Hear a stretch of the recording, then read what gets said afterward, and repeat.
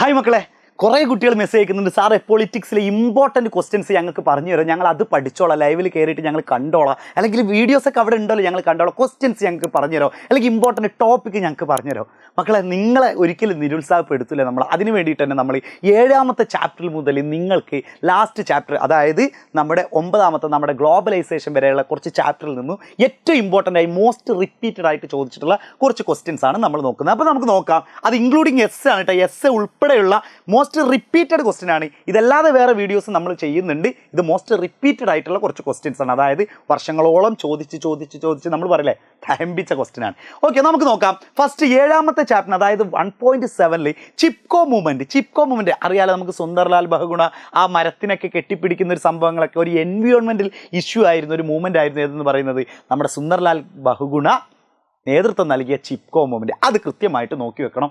അതുപോലെ തന്നെ അത് ആ ചാപ്റ്ററിൽ ഏറ്റവും ഇമ്പോർട്ടൻ്റ് ആയിട്ട് വരുന്നതാണ്. പിന്നെ റൈറ്റ് ടു ഇൻഫർമേഷൻ ആക്ട് ഉണ്ടല്ലോ, അതും മക്കൾ എന്ത് ചെയ്യണം, കൃത്യമായിട്ട് ഒന്ന് നോക്കി വെക്കണേ. അത് ഇതിൽ ഞാൻ ഉൾപ്പെടുത്തിയിട്ടില്ല.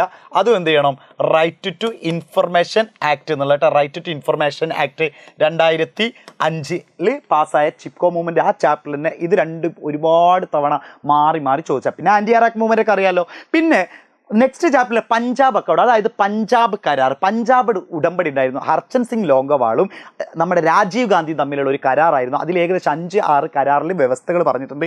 അത് കൃത്യമായിട്ട് മക്കളെ ചോദിക്കും. ഒന്നല്ലേ വൺ വേർഡെങ്കിലും ചോദിക്കും. പഞ്ചാബ് കരാർ ഒപ്പുവെച്ചത് ആരാണ്? ആരൊക്കെയായിരുന്നു? ഹർചൻ സിംഗ് ലോങ്കോവാളും അതുപോലെ തന്നെ ലോങ്കോവാൾ കരാർ എന്നും അറിയപ്പെടും, കാരണം അറിയാമല്ലോ അയാളുടെ പേര് അങ്ങനെ ആയതുള്ളൂ. പിന്നെ രാജീവ് ഗാന്ധി. അതുപോലെ തന്നെ ഇഷ്യൂസ് റീജിയണൽ ആസ്പിറേഷൻ. മക്കളെ, ഇത് എസ് എ ക്വസ്റ്റ്യൻ ആണ്. ഇതൊരു 8 മാർക്കിന് ചോദിച്ചാണ്. കാരണം എന്താണെന്ന് വെച്ചാൽ നമ്മുടെ നോർത്ത് ഈസ്റ്റിൻ്റെ പ്രശ്നങ്ങളില്ലേ, നോർത്ത് ഈസ്റ്റിൻ്റെ പ്രശ്നങ്ങൾ, ആ 7 സ്റ്റേറ്റുകൾ വരുന്ന നമ്മുടെ ഏതൊക്കെയെന്ന് പറഞ്ഞാൽ സിക്കിം, അരുണാചൽ പ്രദേശ്, ആ കാര്യങ്ങളൊക്കെ വരുന്ന 7 സ്റ്റേറ്റുകൾ, അവരുടെ ഒരു പ്രശ്നങ്ങളുണ്ടായിരുന്നു റീജിയണൽ ആസ്പിറേഷൻ, അതായത് പ്രാദേശിക അഭിലാഷങ്ങൾ എന്ന് പറയുന്നത്. അപ്പോൾ അവർക്ക് സ്വന്തമായിട്ട് ഓട്ടോണമി വേണമെന്ന് പറഞ്ഞതും സെഷനിസ്റ്റ് മൂവ്മെൻറ്റും അവർ വൻകരയിൽ നിന്ന് ഒറ്റപ്പെട്ടതും അവർക്ക് കമ്മ്യൂണിക്കേഷൻ വളരെ ബാക്ക്വേർഡ് ആയതും ഇതൊക്കെ പറഞ്ഞുകൊണ്ടുള്ള ഒരു സംഭവം ഉണ്ടായിരുന്നു. അപ്പോൾ ഇതൊരു എസ് എ ക്വസ്റ്റ്യൻ ആയിരുന്നു മക്കളെ. 8 മാർക്കിന് ചോദിക്കുന്ന ഒരു ചാൻസ് ഉള്ള ക്വസ്റ്റ്യനാണ്. ഇമ്പോർട്ടൻ്റ് ആയിട്ട് പഠിച്ചു വെച്ചോളൂ മക്കളെ. പിന്നെ മറ്റൊരു കാര്യം ഞാൻ പറയുന്നത്, നിങ്ങൾ ഒരിക്കലും ഇതൊരു മൈക്രോ ബിറ്റ് വെച്ച് പോകരുത്. നമ്മുടെ വാട്സപ്പ് ചാനലുണ്ട്, നമ്മുടെ കമൻറ്റ് ബോക്സിൽ വാട്സപ്പ് ചാനൽ ഉണ്ടാവും. ആ വാട്സപ്പ് ചാനലിൻ്റെ ലിങ്ക് ഉണ്ടായിരിക്കും, കമ്മ്യൂണിറ്റീൻ്റെ ലിങ്ക് ഉണ്ടായിരിക്കും. ഇതിലൊക്കെ നമ്മൾ എന്തായിരിക്കും ഒരു മൈക്രോ ബിറ്റ് എന്നുള്ള ഒരു സംഭവം തുടങ്ങിയിട്ടുണ്ട്. അതായത് നിങ്ങൾക്ക് സിമ്പിളായിട്ട് പഠിച്ചു പോകാനുള്ള ഒരൊറ്റ ഷീറ്റിലുള്ള ആൻസർ അടക്കം നിങ്ങൾക്ക് തരും.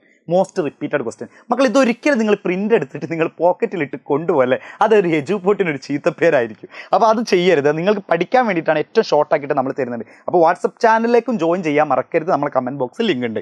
പിന്നെ അതുപോലെ തന്നെ അതിൽ പഠിക്കേണ്ട മറ്റൊരു കാര്യമാണ് ഓപ്പറേഷൻ ബ്ലൂ സ്റ്റാർ. ഇന്ദിരാഗാന്ധി നടത്തിയ ഓപ്പറേഷൻ ബ്ലൂ സ്റ്റാർ കഴിഞ്ഞ തവണ മെയിൻ എക്സാമിന് ചോദിച്ചൊരു ക്വസ്റ്റ്യൻ ആണ്.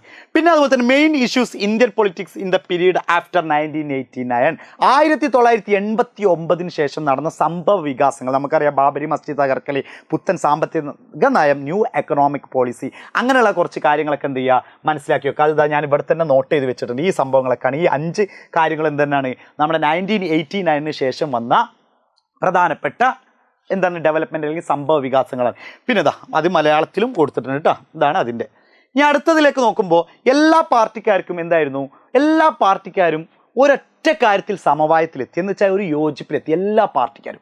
അത് ഏത് കാര്യങ്ങൾക്ക് വേണ്ടിയിട്ടാണ്? 4 കാരണങ്ങളിൽ എന്ത് ചെയ്യുന്നുണ്ട്, എല്ലാ രാഷ്ട്രീയ പാർട്ടിക്കാരും എല്ലാ പൊളിറ്റിക്കൽ പാർട്ടികളും ഒന്നിച്ചു. അത് ഏതൊക്കെ കാരണങ്ങളാണെന്ന് വെച്ചാൽ അത് ഈ 4 കാരണങ്ങളാണ്. അതും എന്ത് ചെയ്യുക മക്കളെ, വായിച്ചു പോവുക. ഇമ്പോർട്ടൻ്റ് ആയിട്ട് 4 മാർക്കിന് വരുന്ന മോസ്റ്റ് ഇമ്പോർട്ടൻറ്റ് ക്വസ്റ്റ്യൻ ആണ്. പിന്നെ അതുപോലെ തന്നെ security threats faced by the contemporary world. സമകാലിക ലോകം അഭിമുഖീകരിക്കുന്ന പ്രധാനപ്പെട്ട കുറച്ച് കാര്യങ്ങളുടെ അല്ലെങ്കിൽ പ്രധാനപ്പെട്ട സുരക്ഷാ ഭീഷണികളുണ്ട്, ടെററിസം എന്നൊക്കെ പറഞ്ഞിട്ടുള്ള കാര്യങ്ങളില്ലേ, അതെന്ത് ചെയ്യണം മക്കൾ പഠിക്കണം. പിന്നെ എൻവിയോൺമെൻറ്റൽ ഇഷ്യൂവിൽ നമ്മുടെ ഇന്ത്യയുടെ സ്റ്റാൻഡ് എന്തായിരുന്നു, ഇന്ത്യയുടെ നിലപാട് എന്തായിരുന്നു, അതൊരു 3 എണ്ണമെങ്കിലും മിനിമം എഴുതാൻ വേണ്ടി പറയും. പിന്നെ എക്കണോമിക് ഇമ്പാക്റ്റ് ഓഫ് ഗ്ലോബലൈസേഷൻ, നമ്മുടെ ഗ്ലോബലൈസേഷൻ്റെ അല്ലെങ്കിൽ നമ്മൾ പറയുന്ന ആഗോളവൽക്കരണത്തിൻ്റെ എക്കണോമിക് ഇമ്പാക്റ്റുകൾ പഠിക്കണം.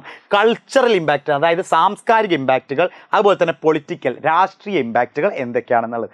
ഇത് മക്കളെ പഠിച്ചു കഴിഞ്ഞാൽ ഞാൻ നിങ്ങൾക്ക് ഉറപ്പ് തരാണ്, എന്തായാലും ഒരു 40 അല്ലെങ്കിൽ 30+ മാർക്ക് നിങ്ങൾക്ക് ഇതായി. അതായത് ജസ്റ്റ് എങ്ങനെയെങ്കിലും പാസ്സായി പോയാൽ മതി എന്ന് വിചാരിക്കുന്ന ആളുകൾക്കും, അതുപോലെ തന്നെ ഇത് എങ്ങനെയെങ്കിലും കഴിച്ചിലായി പോയി കിട്ടിയാൽ മതി എന്ന്, അല്ലെങ്കിൽ ഡബിൾ പാസ് അല്ലെങ്കിൽ അത്യാവശ്യം മാർക്ക് ഒപ്പിക്കണം എന്നുള്ളവർക്കൊക്കെ ഇതും കൂടി പഠിച്ചു പോയി കഴിഞ്ഞാൽ ഇതാണ്. പിന്നെ അതുപോലെ തന്നെ നിങ്ങൾക്ക് എന്തെങ്കിലും ഡൗട്ടുകൾ ഉണ്ടെങ്കിൽ നിങ്ങൾക്ക് എന്ത് ചെയ്യുക, ഈ അക്കൗണ്ടിലോട്ട് നിങ്ങൾക്ക് എന്ത് ചെയ്യുക, കാര്യങ്ങൾ പറഞ്ഞിട്ട് മെസ്സേജ് അയക്കാം. SP_, സഹദ് എന്നുള്ള അക്കൗണ്ടിലേക്ക്. പിന്നെ അതുപോലെ തന്നെ മക്കളെ വാട്സപ്പ് ചാനലും കമ്മ്യൂണിറ്റിയിൽ എന്ത് ചെയ്യുക, ജോയിൻ ചെയ്യാൻ മറക്കരുത്. അത് നിങ്ങൾക്ക് ഏറ്റവും ഇമ്പോർട്ടൻ്റ് ആയിട്ട് വരുന്നതാണ്. ഇനിയുള്ള എക്സാമിനൊക്കെ നമ്മൾ എന്താണ് ഒരു മൈക്രോ ബിറ്റ് സെറ്റാക്കി തരുന്നുണ്ട്.